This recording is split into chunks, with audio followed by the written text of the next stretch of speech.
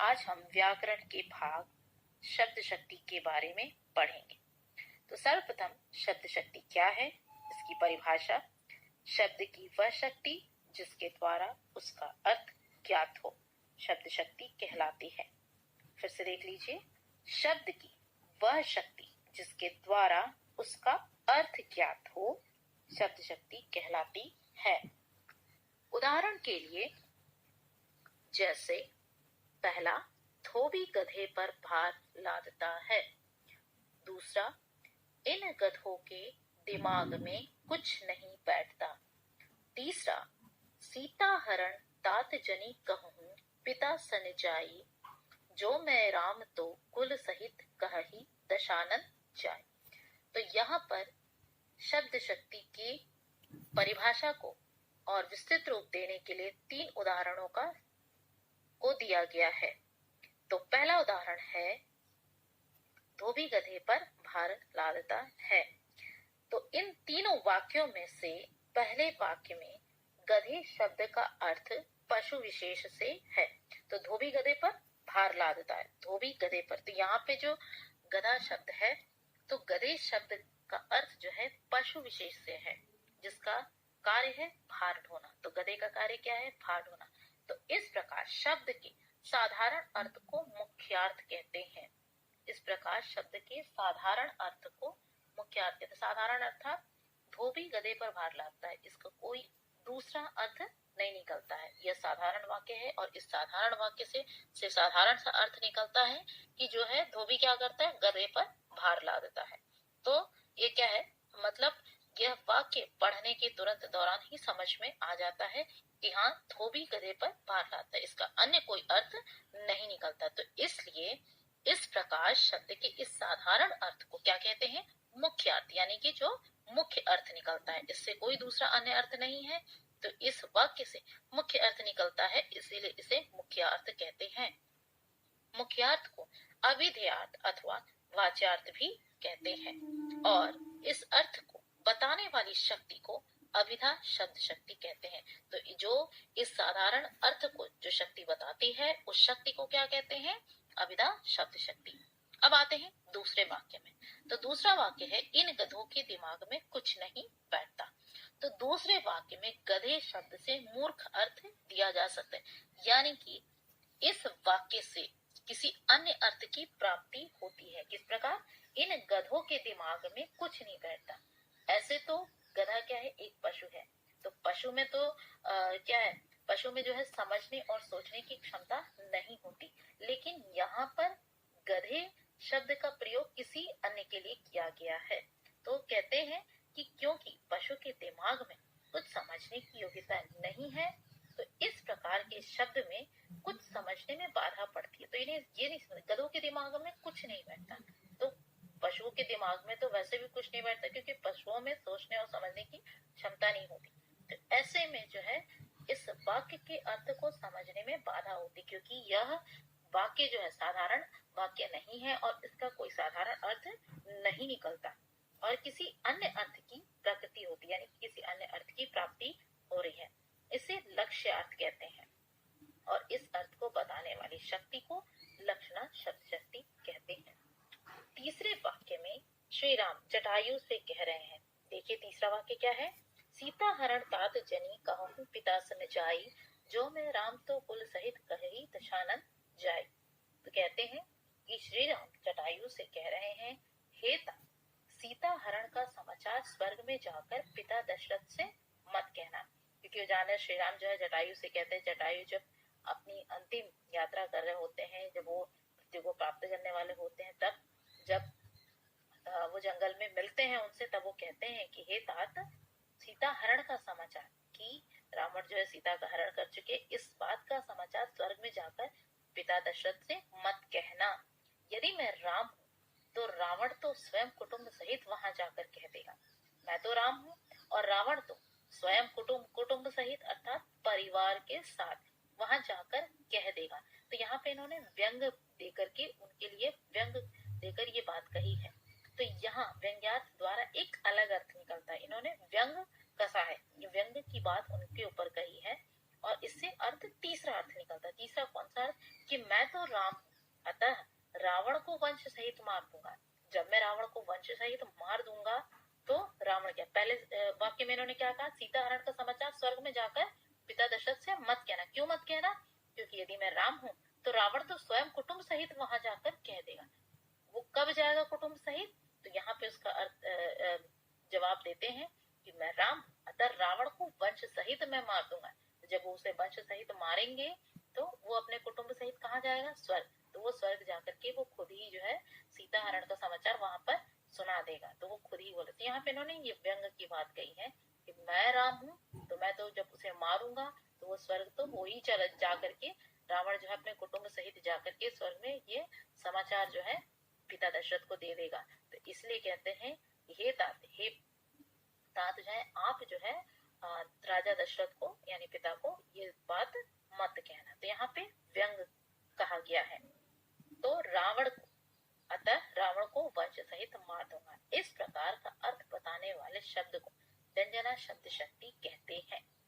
इस प्रकार मुख्यार्थ, लक्ष्यार्थ और व्यंग्यार्थ को प्रकट करने वाली, मतलब ये तीनों मुख्यार्थ, लक्ष्यार्थ और व्यंग्यार्थ, ये तीनों को प्रकट करने वाली शक्तियां, अलग अलग शक्तियां हैं। पहला अभिधा, दूसरा लक्षणा और तीसरा व्यंजना। ठीक है, तो सबसे पहले अब आता है अभिधा शब्द शक्ति। तो शब्द के जिस शक्ति से उसके प्रचलित अर्थ का बोध होता है, प्रचलित मतलब सबसे मुख्य और पहला अर्थ, ठीक है, उसे अभिधा शब्द शक्ति कहते हैं। साधारण बोलचाल या सामान्य व्यवहार में प्रायः अभिधा से प्राप्त अर्थ का प्रयोग होता है। साधारण बोलचाल में जब हम कहते हैं इंग्लिश में डायरेक्ट, जब हम किसी से बोलते हैं तो साधारण बोलचाल या सामान्य व्यवहार में अभिधा से प्राप्त माने कि हम सीधे वाक्यों में अर्थ समझा देते हैं।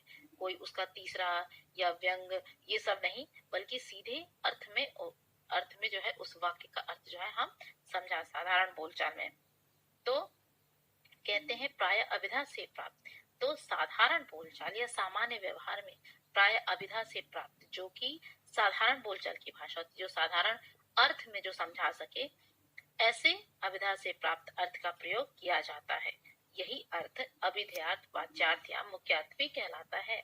जैसे अब उदाहरण के लिए इन्होंने दिया है, जैसे कमल यह शब्द एक फूल विशेष के लिए प्रयुक्त होता है। तो जैसे हम कमल शब्द उच्चारित करते हैं तो उच्चारण से क्या है, उस कमल क्या है, एक फूल है जो कहाँ खिलता है, कीचड़ या तालाब में। तो हमारे मन में हो सकता है कमल किसी का नाम हो सकता है कमल किसी अन्य व्यक्ति विशेष के लिए कहा गया हो, लेकिन जब कमल शब्द का प्रयोग होता है तो वो क्या अनायास ही हमारे दिमाग में उस फूल का चित्रण होने लगता है। ठीक है, हमारे दिमाग में, हमारे मन में उस फूल की कल्पना ही सबसे पहले आती है। तो इसीलिए कहते हैं कि वो मुख्य उसका अर्थ, उस शब्द का अर्थ क्या है, वो फूल। कमल का मतलब है फूल, लेकिन कमल हम किसी व्यक्ति को नाम से भी पुकार सकते हैं या किसी अन्य चीज के लिए भी कहा जा सकता है। तो जैसे कमल यह शब्द एक फूल विशेष के लिए प्रयुक्त शब्द है। इसका अर्थ रूढ़ है, यानी कि प्रचलित, यानी पुराना, पहला, मूल जिसको कह सकते हैं, मूल अर्थ। ठीक है, तो इसका अर्थ रूढ़ है। कमल कहने से शीघ्र ही ध्यान उसी फूल विशेष की ओर जाता है। ठीक है, हम कुछ अन्य चीज नहीं सोचते, कमल मतलब वही फूल और वही उसका चित्रण, उसकी जो कल्पना है, वो छाया है, वो हमारे दिमाग में आने लगती है। अब आता है दूसरा लक्षणा शब्द शक्ति। मुख्यार्थ या वाच्यार्थ से भिन्न अर्थ होने पर भी शब्द की शक्ति से किसी दूसरे अर्थ की कल्पना करनी पड़ती है, उसे लक्षणा शब्द शक्ति कहते हैं।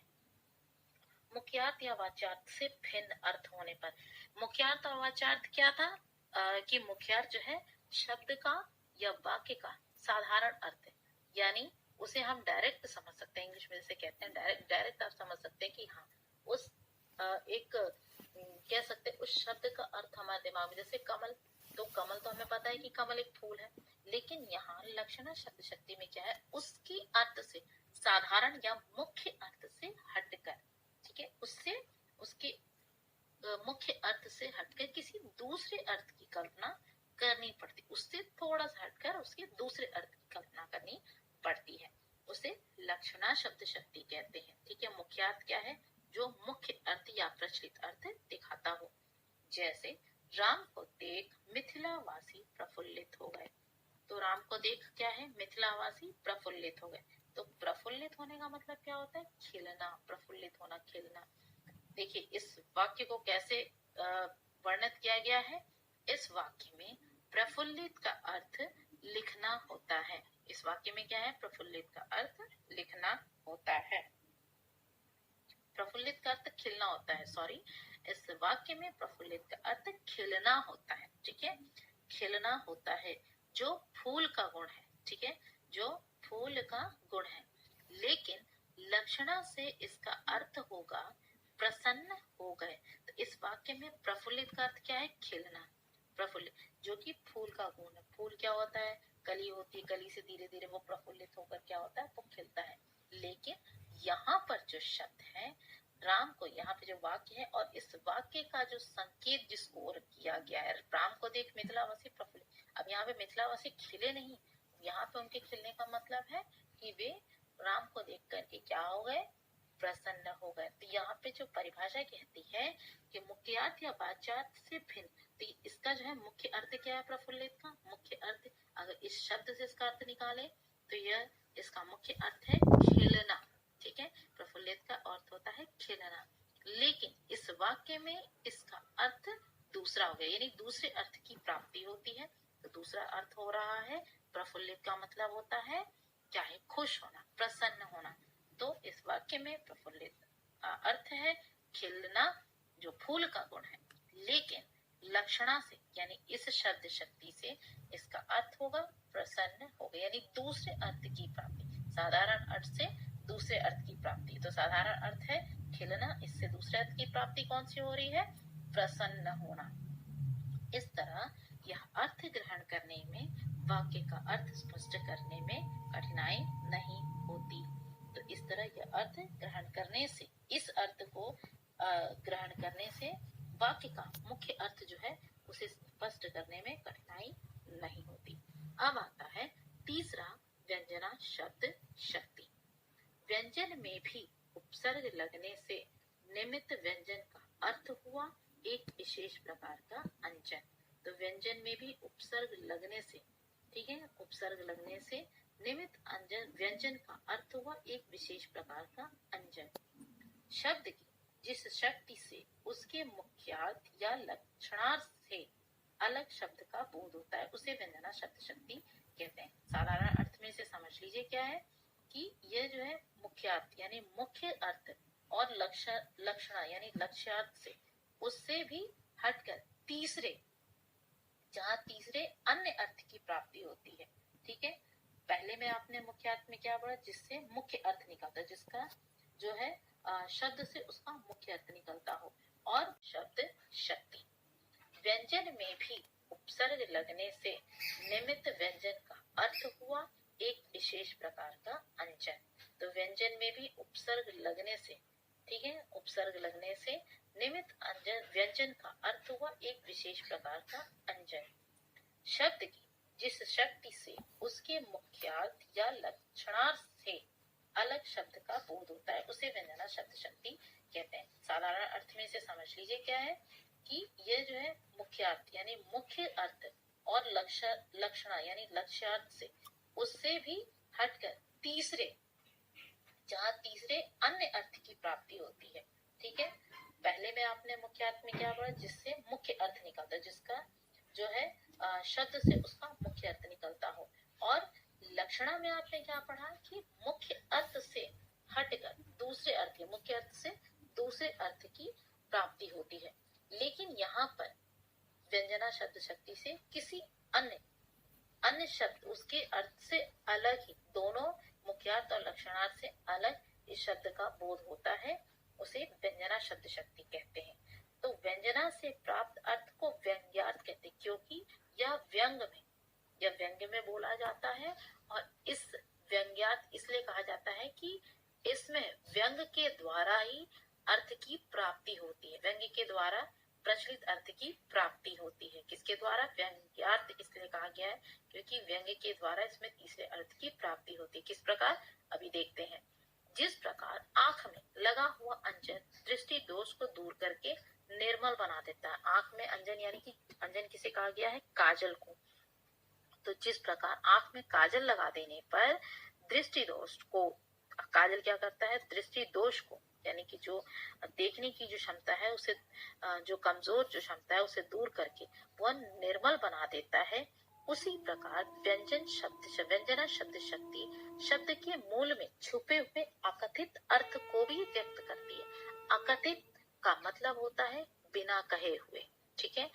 कुछ जैसे मुहावरे या लोकोक्तियां हम पढ़ते हैं जिसमें मुहावरे में जो है अकथित अर्थ, ठीक है, अकथित जिसमें वो अर्थ कहा नहीं गया, लेकिन उस मुहावरे से हमें यह समझ में आ जाता है कि मुहावरा किस संदर्भ में कहा गया है, ठीक है, किस संदर्भ में कहा गया है, किस वाक्य को या किस बात को वहां पर रखने के लिए, किस बात को वर्णन करने के लिए उस मुहावरे का प्रयोग किया गया है। तो वहां पे अकथित अर्थ को जो है, जो वर्णन नहीं किया जा सकता, उस वर्णन को और छोटे शब्दों में कहने के लिए जो है व्यंजना शब्द शक्ति या व्यंग्यार्थ को कहा जाता है।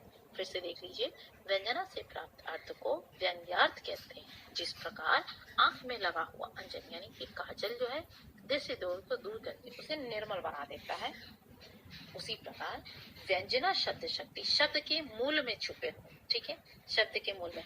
तो पहला जो हमने पढ़ा है क्या है? पहला हम लोगों ने कौन सा पढ़ा? अभिधा शब्द शक्ति जो हमने पढ़ा। तो अभिधा शब्द शक्ति में जो मूल अर्थ बताया जाता है, मतलब उस वाक्य का मूल अर्थ पता चल जाता है, ठीक है। दूसरे में मूल अर्थ से हटकर, ठीक है, मूल अर्थ से दूसरे अन्य अर्थ की प्राप्ति होती है। और तीसरे में क्या है कि इसमें जो है क्या है? शब्द के मूल में छुपे हुए शब्द, जो इसमें उदाहरण के तौर पे आप जितने भी इसमें उदाहरण देखेंगे, इसमें जो है मूल में छुपे हुए जो अकथित, जो सामने प्रदर्शित नहीं होते, जो अर्थ सामने प्रदर्शित नहीं हो रहे हैं, उस अर्थ को भी व्यंजना शब्द शक्ति जो है व्यक्त करती है। किस प्रकार देखते हैं, जैसे इसका एग्जाम्पल दिया है, पुरसे निकसी रघुवीर बधु हरि हीर दय मग में दग द्वय, ठीक है, पुरसे निकसी रघुवीर बधु हरि हीर दय मग में दग द्वय, उठ सूख गए मधुरादर में, उठ सूख गए मधुरादर में, फिर भूजती चलनो अब कैतिक पर्ण कुटी करिमो इत पै, दग द्वय इत पै। तो इन पंक्तियों में, ठीक है, तो ये पंक्तियां दिए गई, ये व्यंग्यार्थ है, ठीक है। तो इन पंक्तियों में, इस पंक्तियों में जो है मूल में छुपे हुए इस अकथित अर्थ को, अकथित मतलब बिना कहे, जो इसमें स्पष्ट नहीं है, इन पंक्तियों में स्पष्ट नहीं है, परंतु ये व्यंजना शब्द शक्ति इन पंक्तियों में उसके अर्थ को, मूल अर्थ को स्पष्ट करती है। किस प्रकार देखिए, इन पंक्तियों में राम सीता के वन जाने का प्रसंग है, ठीक है, इन पंक्तियों में राम और सीता के वन जाने का प्रसंग है। सीता जो है राम से पूछती है कि आप पर्णकुटी कहाँ बनाएंगे। तो इन्होंने उनसे सीधा सवाल नहीं किया, ये इनको जो कहना था, उनको जो मूल अर्थ जो था इस वाक्य का, जो उनको मूल रूप से जो कहना था, उन्होंने ऐसे नहीं कहा, सीधे शब्दों में नहीं कहा, उन्होंने उस शब्द को दूसरे तरीके से उन्होंने उनसे पूछा कि आप पर्णकुटी कहाँ बनाएंगे। यानी सीधा जो उनका सवाल है उनसे, उन्होंने उनसे ऐसे नहीं पूछा, से पूछा है कि आप पर्णकुटी कहाँ बनाएंगे। यहाँ पर्णकुटी बनाने से अर्थ क्या निकलता है कि सीता जी थक गई हैं। तो उनके कहने का मतलब ये है कि आप पर्णकुटी, पहले तो उन्होंने पूछा कहाँ बनाएंगे, तो पर्णकुटी बनाने का उनका अर्थ यह निकलना है कि अब वो क्या हो गई हैं, थक गई हैं और आगे चलने में असमर्थ है। मतलब पर्णकुटी बनाएंगे तभी तो वो विश्राम करेंगी, तो इसलिए उन्होंने कहा कि अब आप यहाँ पर्णकुटी कहाँ बनाएंगे। तो यहाँ पर्णकुटी बनाने से अर्थ निकलता है कि सीता जी जो है थक गई हैं और आगे चलने में असमर्थ हैं। सीता जी जो है क्या हो गई हैं, थक गई हैं और आगे चलने में असमर्थ है। तो यहाँ इन पंक्तियों में जो है इसके मूल अर्थ को, इसके द्वारा इसका वर्णन किया गया। इन पंक्तियों में छुपे हुए मूल अर्थ, जो अकथित अर्थ है, उनका वर्णन किया गया है कि इस वाक्य में क्या है कि राम और सीता जी के वन जाने का प्रसंग है। पंक्तियों में राम और सीता जी के वन जाने का प्रसंग है, जिसमें सीता जी जो है राम जी से पूछती हैं कि आप पर्णकुटी कहाँ बनाएंगे, यानी कि विश्राम की जो कुटिया है वो कहाँ बनाएंगे। वो ऐसा क्यों पूछती है, वो उनसे ये भी पूछ सकती थी कि मैं थक गई हूँ, मैं चलने में असमर्थ हूँ, लेकिन उन्होंने इस प्रश्न को सीधा उनसे ना पूछ करके उन्होंने ये पूछा कि आप पर्णकुटी कहाँ बनाएंगे। ठीक है, तो इसका मतलब यह है कि वे थक गई हैं और आगे चलने में असमर्थ है। वो थक गई हैं और आगे चलने में असमर्थ है।